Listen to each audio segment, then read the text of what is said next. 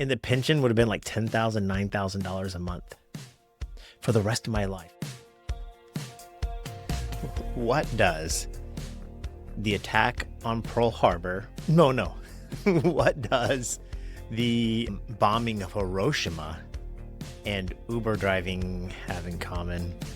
Well, it has a little bit, maybe a lot for me. I should probably explain things to you guys.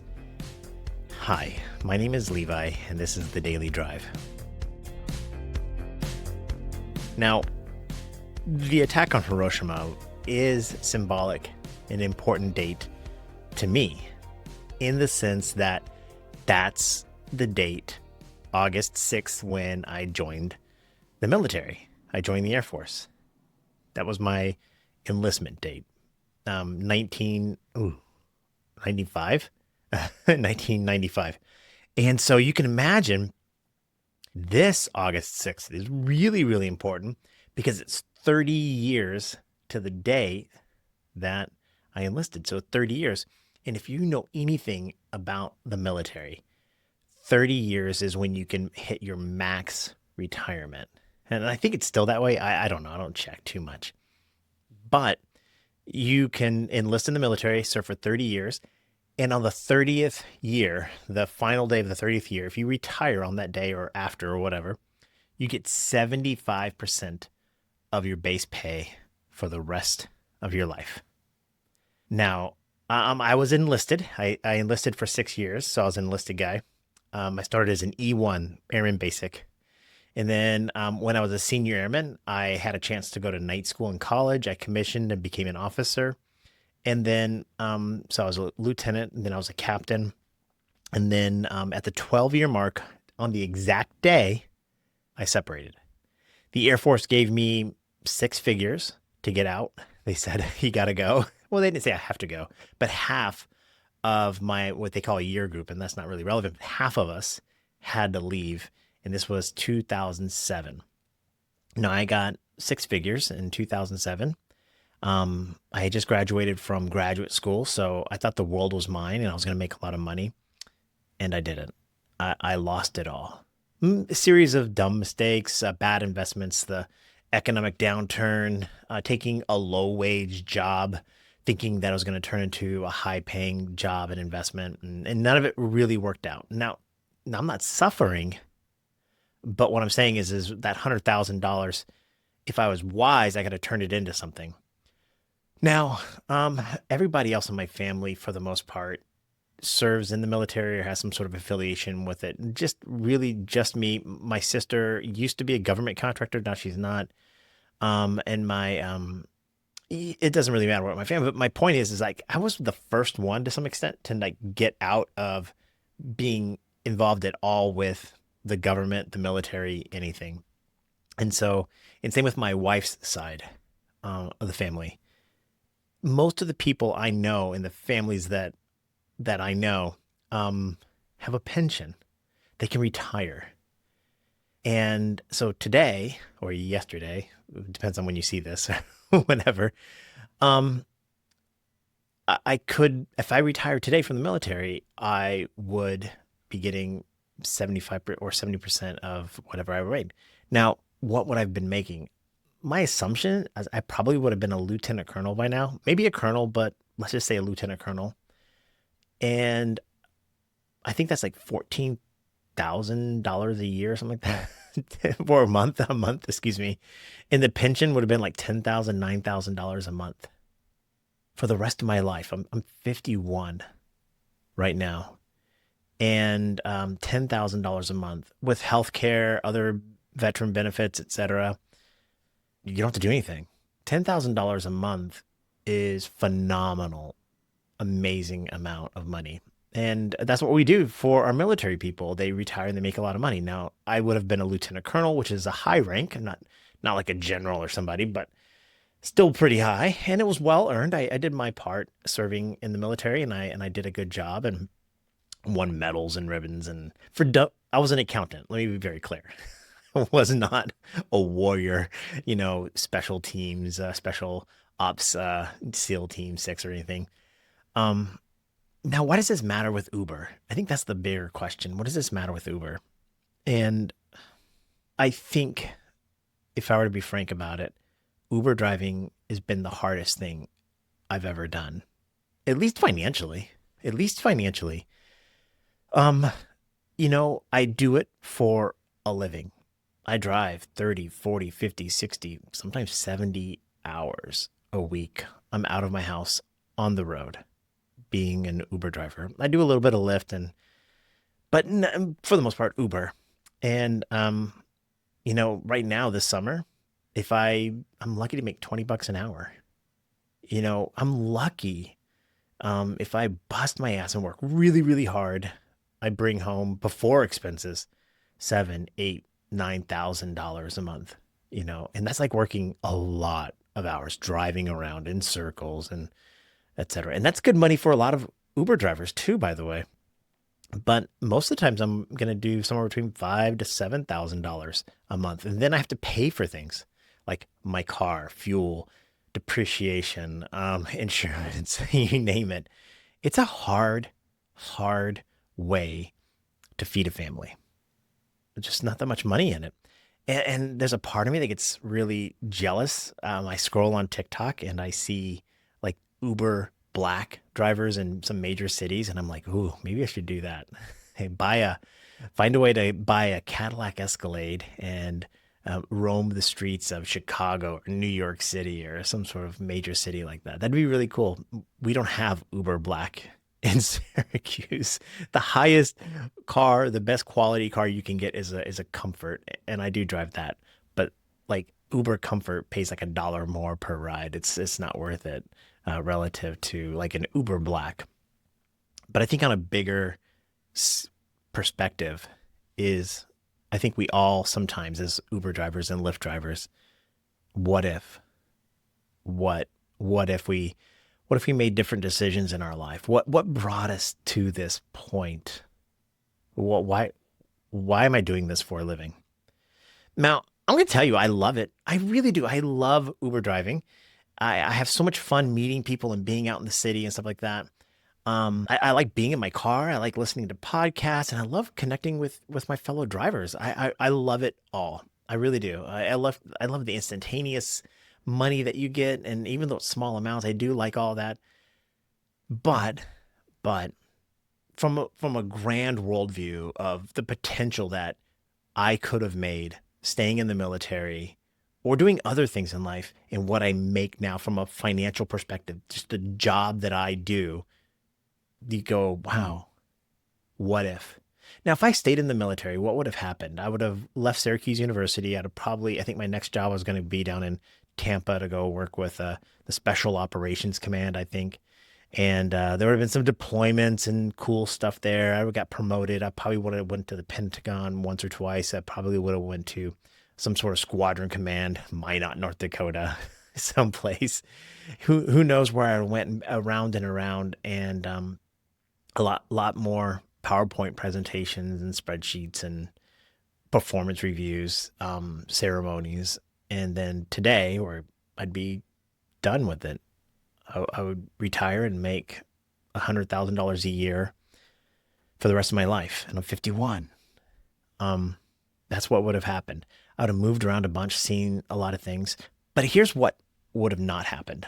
And this is why you can't get lost in this world of lost things. So I'm thinking about money that I could have made, but I didn't make it. I didn't make it. And I don't miss it because you know what? Moving to Syracuse and then Casanova, where I live, I've been able to raise my family here. I wouldn't have been able to do that if I stayed in the military. I'd have had to move around a bunch. And for the first time in my life, I have a home. Now, my dad was in the military. So I moved when I was a kid. I went from, let's see, Montana to Nebraska to Virginia to Hawaii to Japan to Texas to Hawaii, then to Georgia. And then when I joined the military, I went from Texas to Hawaii, Georgia, where to go? Oh, Japan, then here to Syracuse. So I had to think about it. But you can imagine it's like 20 moves by the time I was the age 30. I think I came here when I was 31, 32, something like that. I mean, like every other year of my life, I was moving to a new place. And there's good parts to that, but there's bad parts. Now I have a home, and my all of my children have been raised here. My daughter, I think, was 7 or 8 when we moved here, and my youngest child was born here. So I have a hometown, and it's a beautiful place. I love living here. I love walking, around my village. I love going to the coffee shop, the Pewter Spoon, the library, and my granddaughter's here, and I never would have had any of that. And then I think, like, would my third son had it have even been born? Would my daughter have gone to Syracuse University and stayed here in this neighborhood? She lives right down the street from me, so I get to see my granddaughter and my daughter all the time. My son, my middle child, became an amazing soccer player, and that's a function of genetics, right? His genes are blue. Tapping into some pop culture for you. But no, he became an amazing soccer player. And that's because the team that he got on this training program, he became really well and became a Division I soccer player, almost a professional athlete because we were here. And yeah, so I think about that, and then I don't. My life isn't suffering. And then it's like, yeah, would I like to make more money? Sure, but is my life horrible? No, no, it isn't. I play less golf because it snows so much up here. And I think back to Uber driving. I wouldn't be an Uber driver today. If I had become and stayed in the military till I was a lieutenant colonel or whatever and retired, yeah, I'd have a pension, and that's good. There's nothing wrong with that. That's a good thing. But I wouldn't have gotten the world of creativity and art, at Sightseeker and then congruent the two agencies that I worked at. I wouldn't have learned to write and to make videos and to express myself creatively really well. And I love that. And so now I think about, instead of opportunity lost, things that I'm missing out on. I could have invested in Apple, in 1995 and be a millionaire now, or ran into, you know, Elon Musk when he was founding Tesla. Well, I don't know. And you can debate that. I get that. But whatever. And befriended him and all of a sudden bought some stock. Here's $10,000, Elon. Make something good out of it and be a millionaire. Life is life. And I think ultimately what I thought I could express today to you is, if you're driving around in an Uber, whether you're a driver or passenger, and you're thinking about regret,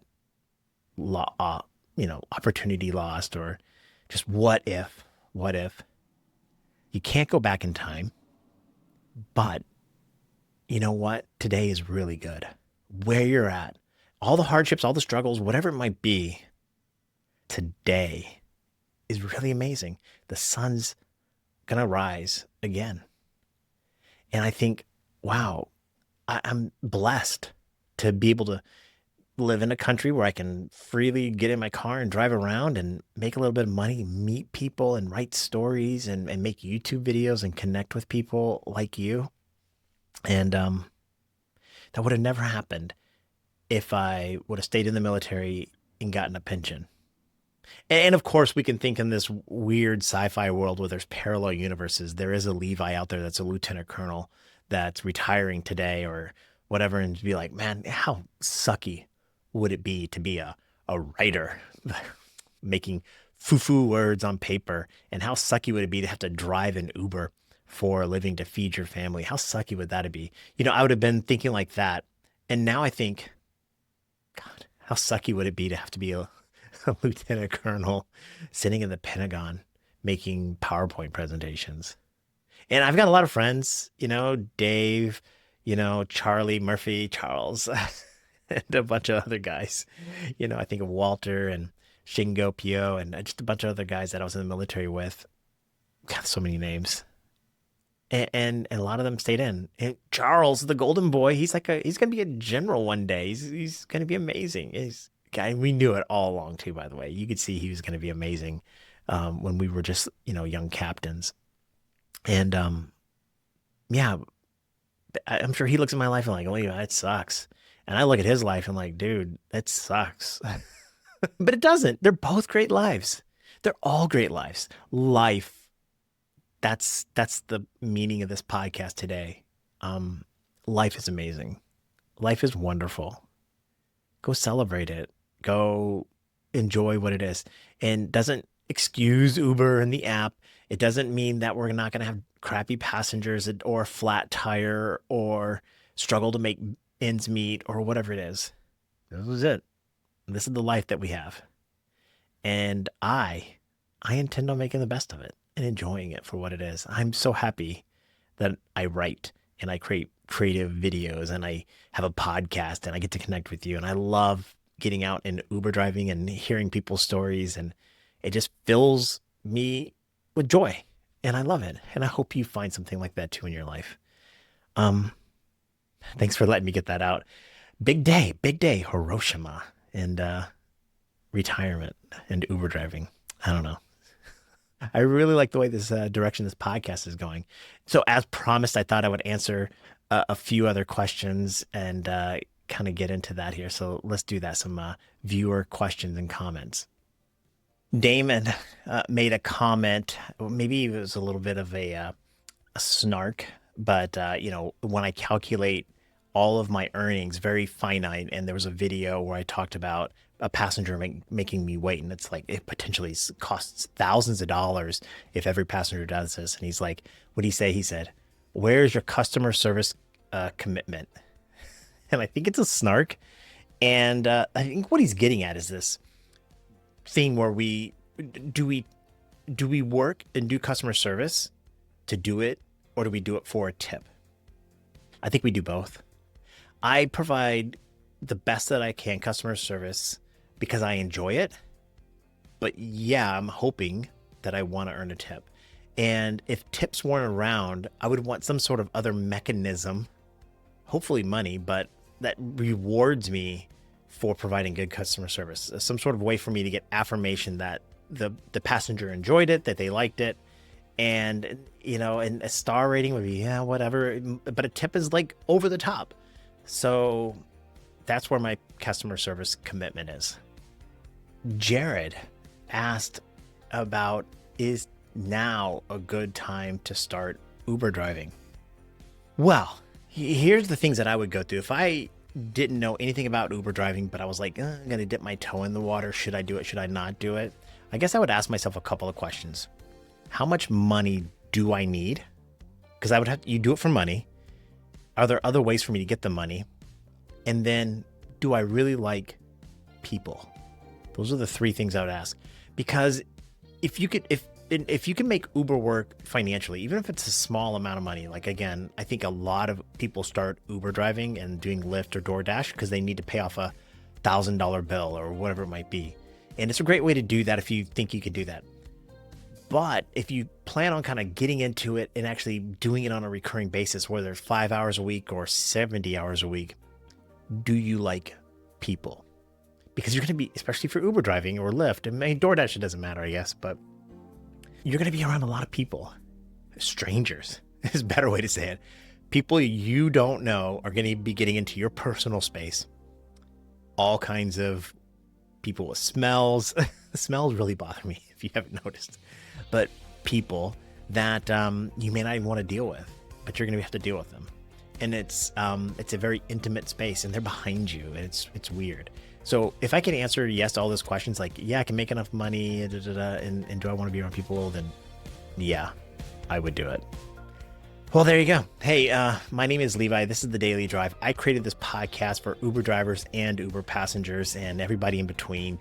I believe that this is an amazing place. This is like the fourth space, when we have our home and our work and our friends and our community, but we have like this fourth space where strangers can connect. And that's what I really, really like about Uber driving. To my fellow drivers for 2025, I want you to drive your way. I want you to be safe, healthy, and happy. And I want you to know that I am cheering for you. Be well. Bye.